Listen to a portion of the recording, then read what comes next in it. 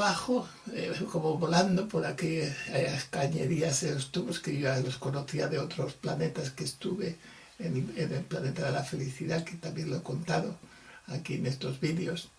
Y fuimos por ahí viajando y yo pues dice, mira, te vamos a presentar aquí a uno que te está esperando.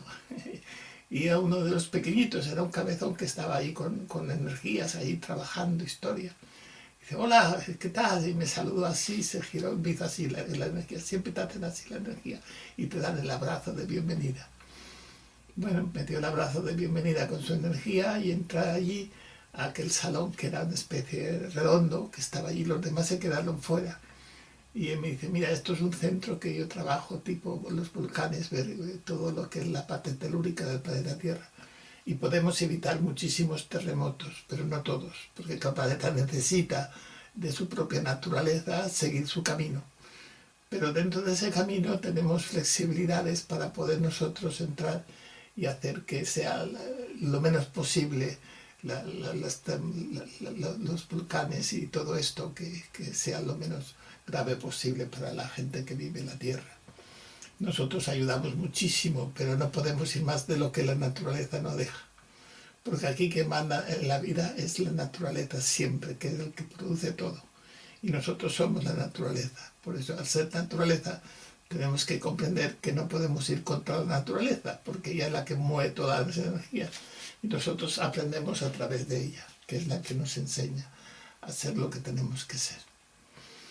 Y así estuvimos hablando, tal, explicándome cosas, qué sé yo, aquello, no sé el tiempo que pasó allí con aquel hombre, o aquel ser, aquel cabezón, era cabezón y pequeñito, y estaba ahí, se movía así, como a veces se movía volando, a veces iba aquí, iba allá, hacía cosas así con las manos, allí con los artefactos que habían a su alrededor, que eran todo lleno de luces. Y bueno, y al final terminó nuestra visita y nuestros amigos me llamaron a decir que nos tenemos que ir, que te están esperando otra vez en la nave, que te tienes que marchar. Que pronto ya se me hizo nada, se me hizo pronto, pues ha estado mucho tiempo aquí sin darte cuenta, porque aquí el tiempo no corre. Dice, pero bueno, nos vamos todos y todos juntos nos fuimos otra vez con las energías donde estaba la nave allí esperándonos y estaba la rubia alta esa y el rubio esperándome y claro, yo me despedí de toda esta gente que estaba allí así con las manos también y me fui y boom, y entonces la nave me cogió y me vi dentro otra vez con la rubia y el rubio ahí dentro de la nave aquella preciosa.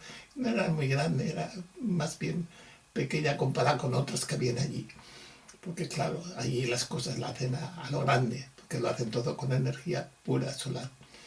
Y entonces nos fuimos con ellos y ya me fui con ellos y nos fuimos otra vez. Y el cabo allí nos estaba esperando allí en el Tíbet, que es donde tenía, en esa dimensión del Tíbet, que es donde tenía su laboratorio, su especie de casa, su casa, pero ellos viven en el universo, ellos tienen casa en todo el universo, pero sus laboratorios donde ellos trabajan las energías, tienen sus jardines, tienen sus cosas, que es donde empecé yo cuando llegué la primera vez.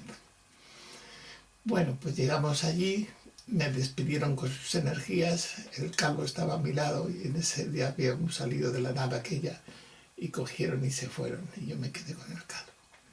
Y dice, qué interesante. Y sí, me vino a la cabeza como llegué la primera vez, que me acuerdo yo que también fue justamente con la piedra del Tíbet, que al conectar con la piedra del Tíbet fue la que me abdujo para poder ir a aquel sitio, ¿no?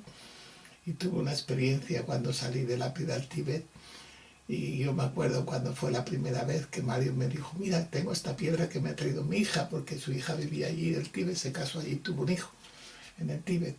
Y ahora ya el Tíbet ya no depende de los lamas, pero en aquella época sí. Y entonces me dijo que esa piedra se la habían dado para que yo a ver si podía hacer una psicometría con ella, porque había unas letras, entraban enmarcadas y muy interesantes, que ya la he enseñado muchas veces y está en mi muro. Y entonces, bueno, pues hice la experiencia con la piedra y me abdujo y tuve la experiencia de poder viajar al Tíbet allí. No sabía yo aquello que era, porque claro, yo iba andando por ahí por los paisajes que habían allí de nieve, todo, de montaña, Y entonces vi como una especie de monasterio de los lamas, porque yo lo había visto algunas veces en revistas, en fotos, y sabía que era una revista, era un monasterio de los lamas, de esa tipología. Por lo menos la tipología lo era. Y entonces de repente me abdujo, me llevó como una luz, y llegué allí a una especie de terraza pequeñita que había allí, y entré por un pasillo y entré a una celda pequeña donde había un lama allí como rezando, sentado en el suelo, y estaba como meditando, rezando. Y yo pues conecté de alguna forma mi amor, y yo le dejé mi amor y mi cariño, y al final pues me fui. No tuve con él, si tuve alguna conversación, en eso no llegué yo a recordar, pero supongo que lo tendré dentro de mí, porque todo lo que vive siempre se queda dentro de alguna forma. Y entonces salí de allí, había unos pasillos, y me fui a una terraza grande, y ahí había muchos lamas que estaban sentados como comiendo, con unos bowls que tenían en la mano. Y ahí ya ellos no creo que eran conscientes de que yo estaba por allí. Y bueno, y en las paredes tenían como retablos y cosas allí, de que ellos para hacer sus rezos y sus historias. Entonces ya salí allí a aquella terraza tan grande, y de ahí ya vi todas las montañas nevadas, y como una luz me llevó a un valle, y en ese valle todo lleno de nieve había una especie de recoveco que salía una luz, y me atrajo esa luz, y fui a ella y salí a otra dimensión, que fue la dimensión donde tenía la casa o el laboratorio donde trabajaba el calvo, que fue donde él me abdujo, y estuve con él, y muchas de las experiencias que he tenido ha sido con él.